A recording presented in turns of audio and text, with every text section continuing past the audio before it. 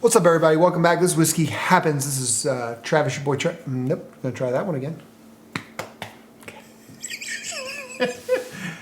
Yeah, go for it.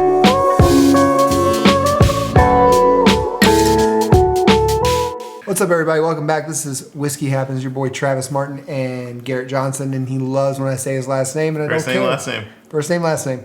And we got a banger for you today. A bargain banger. Bargain banger. I'll go with that. Bargain banger. I think those are definitely not words people associate with Bardstown, right? No. Even on their website, they claim to be the Napa Valley of bourbon. And for that reason, I have 100% strayed away from Bardstown. Yeah. I don't think... I'd have to look at older videos to see if we've ever reviewed a bottle and or if I've ever purchased a bottle. But I don't think so. I've got three. So Okay. I've got the Prisoner one that they did with the Prisoner wine barrels. So I've tried that. The collaborative. The collaborative ones. Okay. And then the Chateau Le Blanc, I think is what it is. And supposedly it's the second time that they've done that with these barrels that come from France. And that was a banger. But the problem is the price point is just through the friggin' roof with That's that. on the Discovery? Yeah.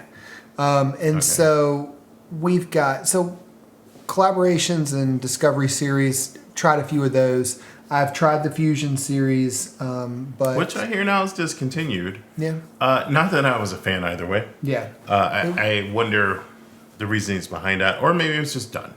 And maybe they're going to bring back Fusion in a different way. Kind of like Maker's Mark with the wood finishing series was done. But technically, there's just on to the next iteration. could be. I mean, but at the same time, this is their first year doing their own distilling in this, so that could be just the direction they're pushing. Yeah, I think that's the origin of the Origin series. Is Yes. The three expressions are working with their own distillant for the first time. So Bardstown is moving on to things, but like Travis said at the beginning of this video, like the price is key. I think that makes this one more approachable. And the whole Origins lineup thus far, $44 to $69 topping out at that rye. Mm-hmm. Which who would have thought 20 years ago people would be spending that much money on rye? Yeah. You probably couldn't give it away before. Yeah, And I now would it's agree. up there. We were talking about the Maker's 10 earlier this year, rye, obviously. And it's $200 rye whiskey. I'm not even a big rye fan, but I would buy that bottle for sale. He's lying. He's becoming a rye fan. Like he might not be. He might not be the rye aficionado. Yeah, aficionado, I am not. Rye, I am open to. Yes. Okay, good call. I'll agree with that. But give us the breakdown on this one. What are we looking at for a mash bill? When you put me on a spot like that, I don't really know, but I'm going to say 68% corn, 20% wheat, and then 12% malted barley. 68, 20. Yeah, that's 100%. He got it. He got it right on the nose. Ding, ding, ding. He's our man when it comes to that stuff. I swear he's. It's like it's like Rain Say Man. what you swear. It's like Rain Man over here. I swear to God, he can just spout them out, and it's just amazing. I can't.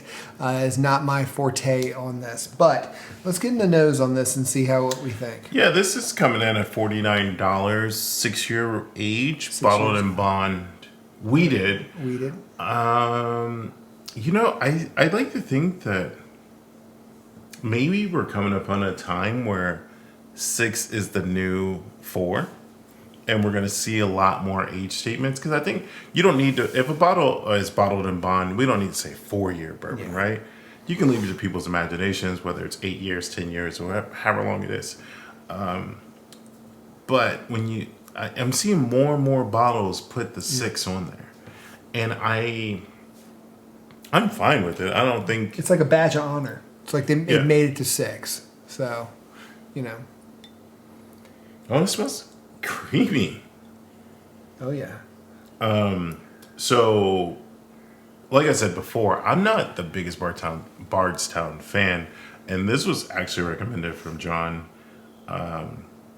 to us. We've been talking about it for months, actually. And we just recently met up in Dallas, Fort Worth area, Denton, wherever else we went that weekend. And we got to try John's bottle, and we're sold on it. And we almost immediately went to a liquor store, right? Yeah, we went over to Liquor King. And sure enough, John walks right up to the shelf and just starts, here you go, here you go, here you go, here you go. And we all got a bottle. I think everyone, except for Phil, but he already had it. Yeah, and he talked highly about it too. Like him and John were just both ranting and raving about this. So we were like, all right, well, we'll give it a whirl. And we're giving it a whirl. Yeah, I mean, this one, I'm enjoying that note. I don't want to say dusty, but there is like a small... It's like almost like a baked goods. Like that's what, when you say dusty, I get baked goods, and I kind of get I'm a chocolate fan, so I get a little bit a cocoa chocolate. A cocoa. Chocolate, so. Yeah, let's get into taste. Yep. Ooh. Yeah, the baking that you were talking about was really coming through. Mm-hmm. Same thing with the creaminess, like cream butter or toffee, smooth vanilla note. I think. Oh, I mean, I can't stress this enough. Either way, I think we were on board with this, but it is really good, and especially at the price point.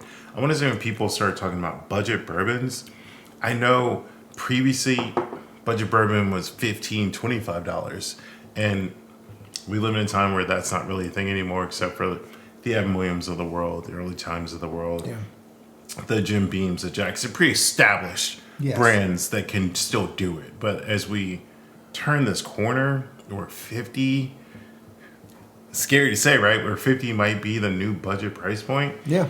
It's just bourbon time that we live in right now, and I think that this fits the bill. Like if you want to get something out of the ordinary, this is that, and spend a little bit more money. Of course, for the same price you can get John J. Bowman. I'll never steer you wrong. That single barrel is so sweet and delicious. I will say though, I think for a 50 below bottle, there's few and far between that you can sit there and say are just amazing bottles. Like, I mean, a lot of times you get above 50 when you start getting really, really great bottles. And not to say, and removing allocated bottles, right? Because you can obviously, Eagleware is great. Yeah. Elmer Chile to some people, great. Not everybody, I get it. OWA. Well, no, that price has changed, actually. But you get my point. And most Buffalo Trace products you can find on retail, great for the price that they are. The problem is you cannot. And I think to your point, this is where we are now. And it's interesting, it's a wheated bourbon. So, I mean, we had Garrett shared some Green River with me, and I think that's a good price point, too. That's very budget. Oh, Green River, yes. If wheated is your thing and you have not tried Green River wheated, go for it. Yeah. We have a review video. I'll try to put a link out for that. But let's get in this. Yep. And while Travis tastes his, let's tell you about our merch. If you like this shirt, that shirt, or you just want to support the channel, please head over to whiskeyhappens.com and you can find whatever our latest selections are for your bourbon lifestyle. Mm-hmm. I think with this, for me, it's a lot like a lot of wheated bourbons. I am not a huge fan of wheated bourbons on ice. To me, it just loses its flavor profile. Not that it's bad, but I'm just not a huge fan of wheated bourbons on ice. I feel like I like them neat. And it's just, it's the couple I've gone through. Yeah, I'm going to disagree with you right there. I think this is like candy corn without starch. It is so velvety and rich. I think that adding a cube, that's why I added more. I'm into it. Like, we'll get to the Coke when we get to the Coke, but until then, I'm going to enjoy, folks. But I'm not going to say that that's not true either. Like, I probably have rare situations that I'm putting a Weller or Special Reserve or a Larceny on the rocks. Those are two that jump out for sure, where I don't think there's any point. Yeah. But I will throw them in a cocktail, which is weird. Yeah, no, I'm just saying, like, I added a little bit more, but it's bitter to me. Like that's my flavor profile though. It just, I taste a little bit more bitterness, and so that's why I think it's not really hitting home with me on that one. Because of his age. Yeah. It's a bitter old man. Bitter old man. We're the same age, damn it. Allegedly. All right, Cokey Coke. Let's see.